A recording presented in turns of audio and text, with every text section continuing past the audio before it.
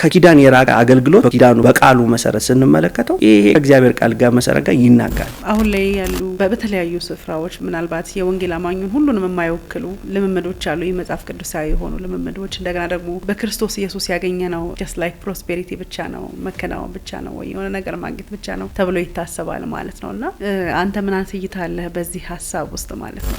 ቤተክርስቲያን መሳቂያ ሆናለች፣ የሜን መስሪያ ሆናለች።